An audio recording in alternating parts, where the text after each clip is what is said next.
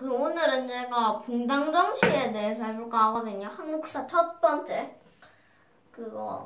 오늘 붕당 정치를 배우기려면 일단 단종대로 거슬러 가볼게요. 단종에 내쫓은 사람이 세조잖아요?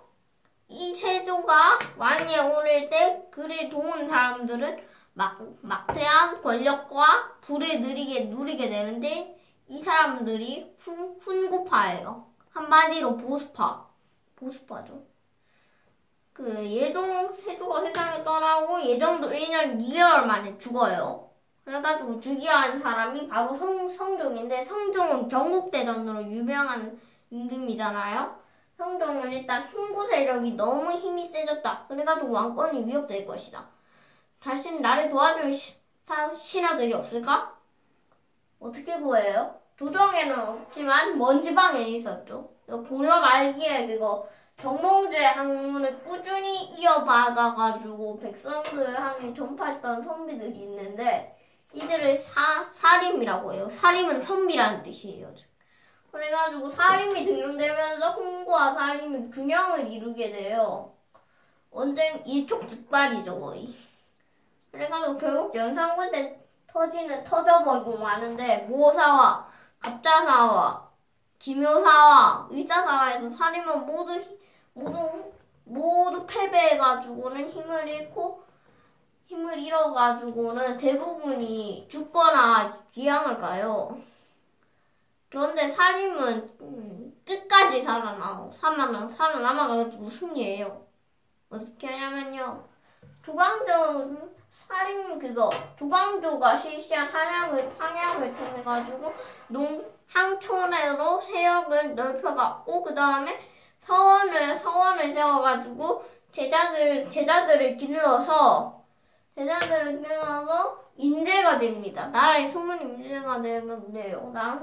때마침 명종이랑 문정왕후가 죽고 선조가 즉위해요. 선조는 학문을 좋아하는 임금이었어요.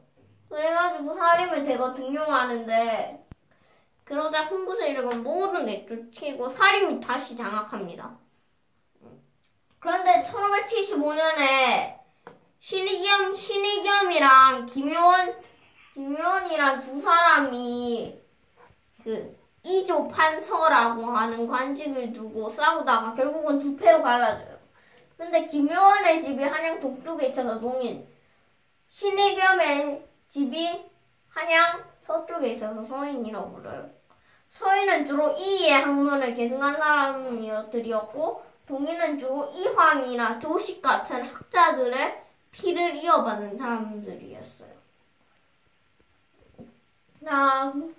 그런데 이렇게 박 터지게 싸우다가 결국은 임진왜란이 빵 터지죠. 선조는 멀리 북쪽 의지로 도망가버리고, 백성들은 난리가 나가지고 경복궁을 태워버려요. 일본은 순식간에 전라도와 평안도를 제외한 전 조선 지역을 장악해버려요. 8도 중에 6도가 일본 손에 넘어가는데, 파죽지세로 일본은 조선을 깨트렸거든요. 왜냐하면요, 조선군은 그냥 총이나 활 같은 무기들이 있거든요. 일본은 조총이란 무기를 가지고 있었어요. 제가 세계사 시간에 포르투갈이 일본이랑 거래를 했다고 했잖아요. 그래가지고 조총을 전해주었다고 했잖아요. 그 조총이 오다 노부나가가 통일을 하는지와 반란을 당해주고 도요토미 히데요시가 정권을 장악하고, 도요토미 히데요시는 이 조총 군대를 길러가지고 쳐들어왔기 때문에 조선은 파죽지세로 쓰러져요. 그런데 놀라운 환란이 일어나요. 전세를 뒤바꿔요.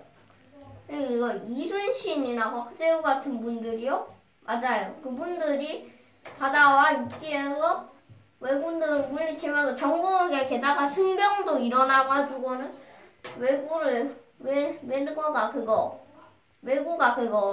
외놈들이 1593년에 한강 이북까지 밀리게 되는데,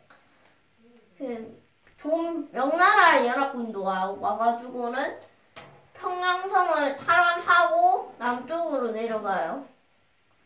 하지만 크게 패했죠. 그래가지고 행주 그래가지고 권율은 전라도 관찰사 권율은 북진해요. 한양을 되찾기 해가지고 그러다가 행주산성에 머무르는데 일본이 이 소식을 들으면서 맞붙게 되는데 이게 행주대첩입니다.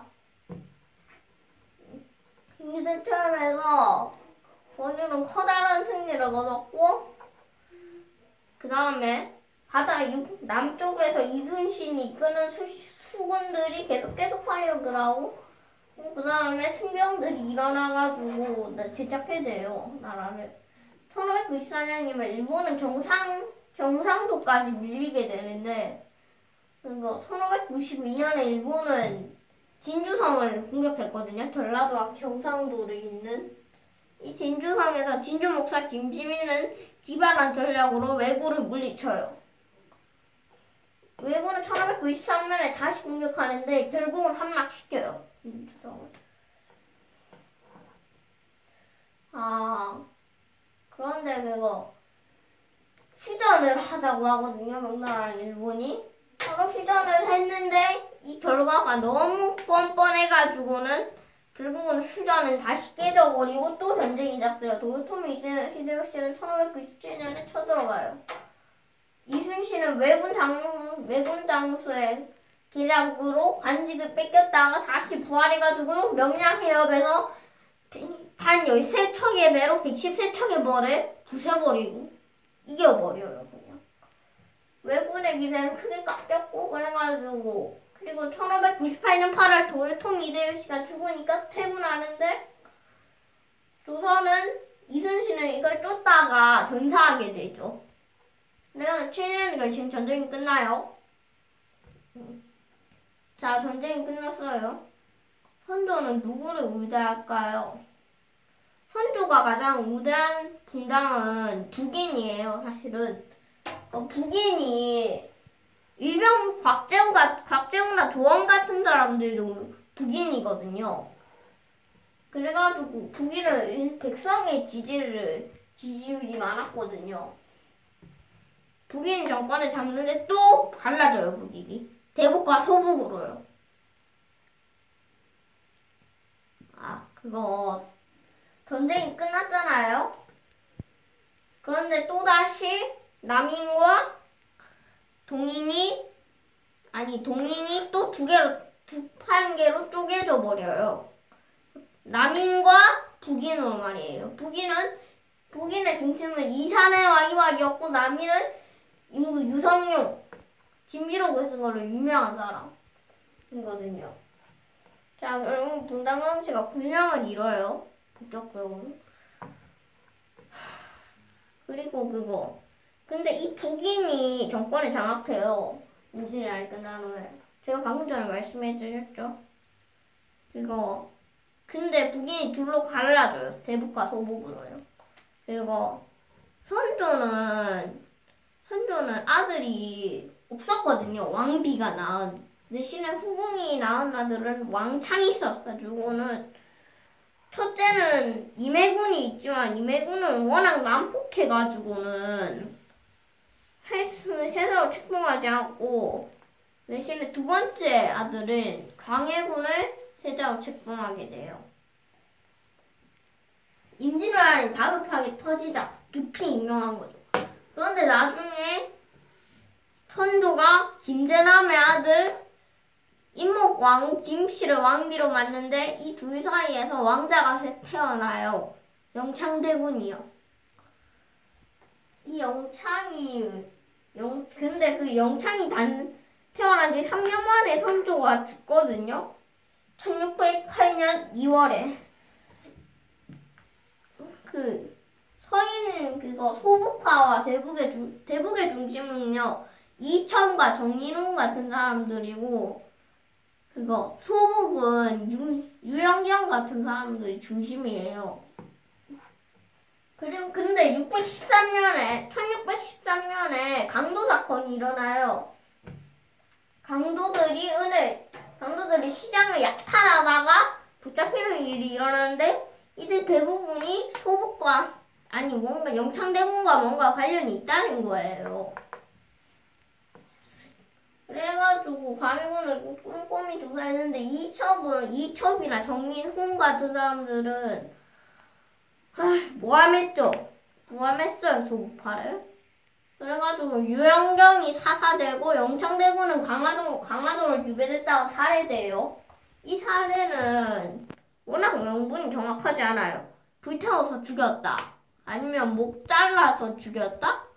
아니면 살해했다. 차를 끌어내가지고 다양한 의견이 있는데 아직은 정확하지 않아요.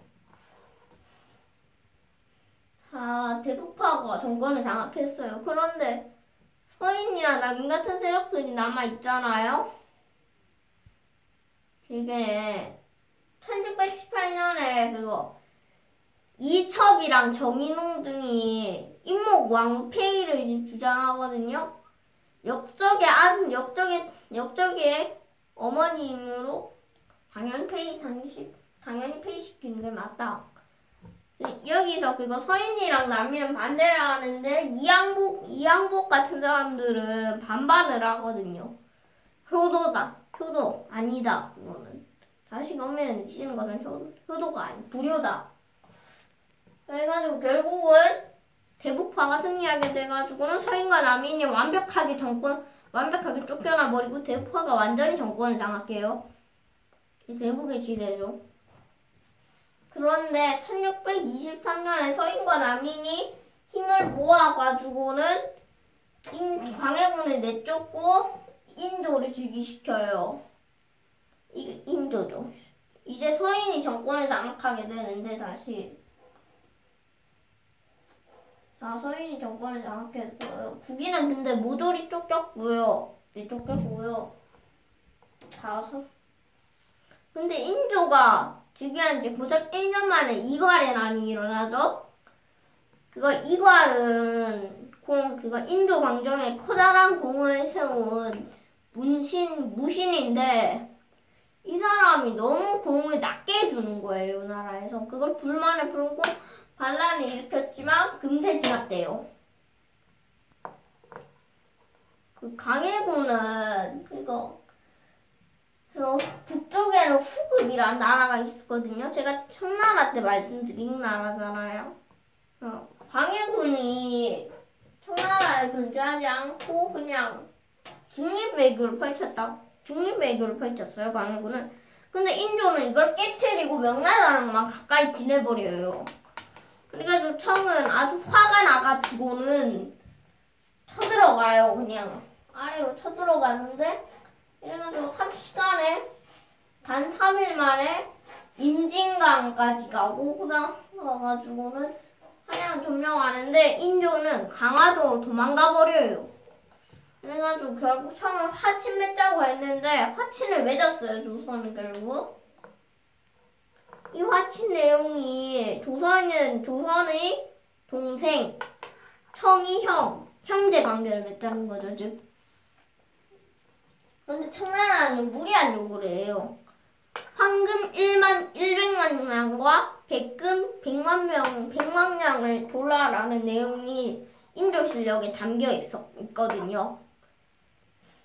청나라가 아주 심한 요구를 하는데 백금이랑 금은 물론 구리, 그리고 여자들을 데려오라고 해요. 그 다음에 세자를 인질로 보내라고 해요.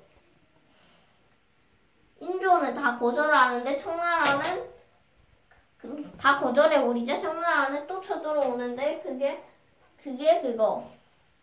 1636년 병작을 합니다.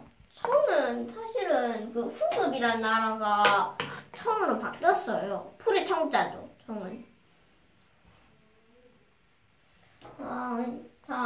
아주 놀라운 12만 명의 대군이 아주 놀라운 속도 빠르게 진군하는데 단 7일 만에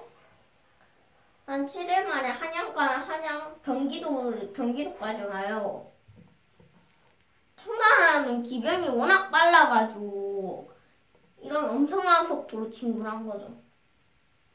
인조는 당황해가지고 광화도로 피난 가려고 했는데 청나라군이 막아버리니까 못 가는 거고, 그래가지고 결국 남한산성으로 가버려요. 근데 남한산성에는 51만 5천 명의 군사와 그 다음에 50일 자식량밖에 없었어요.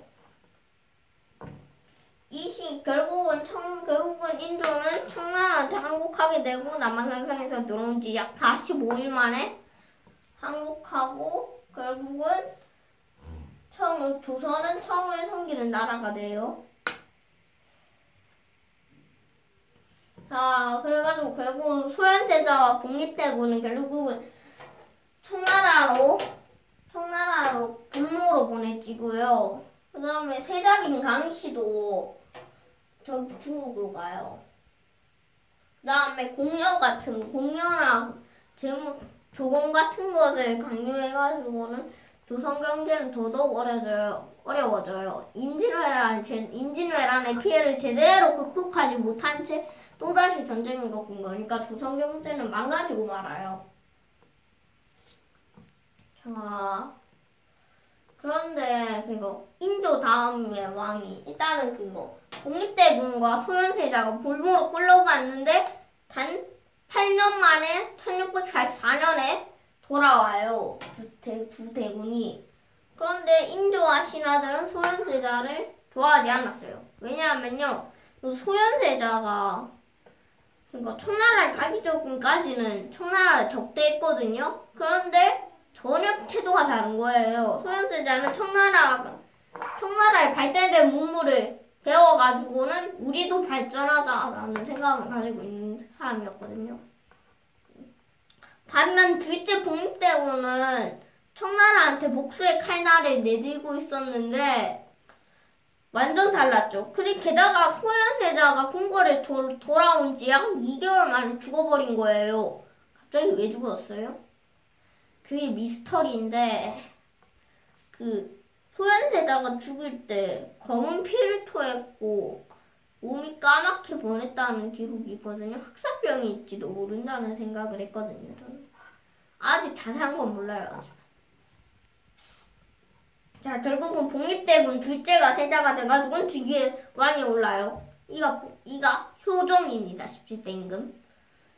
효종은 일단 왕이 오르자마자 조총군대를 훈련시켜요. 조총은 제가 말씀드렸잖아요. 방금 전에. 조총군대를 엄청나게 훈련시키고 그 다음에 무기를 정비하고 그 다음에 다양한 나라의 상황을 보고 눈에 봐요. 청나라 위엔 어떤 나라가 있나요? 러시아요. 러시아가 국경을 위협하거든요. 중국에. 청나라는 러시아를 막으려고 몇 번이나 군대를 보냈지만 실패하죠. 그래가지고 조선에 조총병을 요청해요. 이게 나선 정벌이에요. 나선은 러시아를 뜻하는 말이죠. 조선 조총병은 진군해가지고는 150명이나 되는 사람들을 끌고 왔는데 조선은 그래가지고 큰 승리를 거둬요. 2차 나선 정벌에도 큰 승리를 거둬요. 그래가지고 청나라랑 러시아는 더 이상 싸우지 않기로 네르친스크 조약을 맺죠. 1687년. 그런데 효종이 죽어요. 갑자기 10년 만에 갑자기 죽고 그 다음에 현종이 즉위해요. 18대 임금이죠. 근데 여기서 문제가 생겨요. 뭐냐면요, 돌아가셨잖아요. 한나라의 임금님이. 그러니까 상을 치러야 하잖아요. 서인은 1년 동안 치러야 한다. 장례는 적어도. 왜냐하면 왕이긴 하지만 첫째 아들이 아니고 둘째 아들이니까. 그런데 남이는 다른 주장을 해요. 둘째 아들이라고 해도 왕이니까 3년을 해줘야지 적어도. 라고 하거든요. 그래가지고 치료한 문제를 하는데 현종은 일단은 서인 편을 들어줘요. 그래가지고 남인이 쫓겨나죠. 근데 문제가 또 생겨요. 효종이 살아있을 때 왕비가 한 명 있었거든요. 이 왕비가 죽으니까 그 며느리가 상복을 몇 년 동안 입어야 하는지가 문제예요. 서인은 9개월이고요. 남인은 1년으로 맞서거든요. 그런데 이번에 현종은 남인 편에 들어줘요. 왜냐하면요, 1차 때는 자신이 나이도 아직 좀 젊지 않았고, 그 다음에 서인의 힘이 셌거든요. 그런데 서인이 자신 아버지의 위도를 깎아내려고 한 거예요. 그게 진짜 마음에 안 들었죠. 그래가지고 두 번째 문제 때는 효종이 남인 편에 들어준 거예요. 그래가지고 서인은 쫓겨나요. 그런데 그 다음 왕인 숙종이 왕위에 오르는데 숙종은 일단은 남인을 쫓아내고 다시 서인을 등용해요. 그래가지고 남인은 중심은 장희빈과 임목왕후가 다시 티용 벌트라 하는데 그 이야기는 다음 시간에 하도록 하겠습니다. 안녕히 계세요.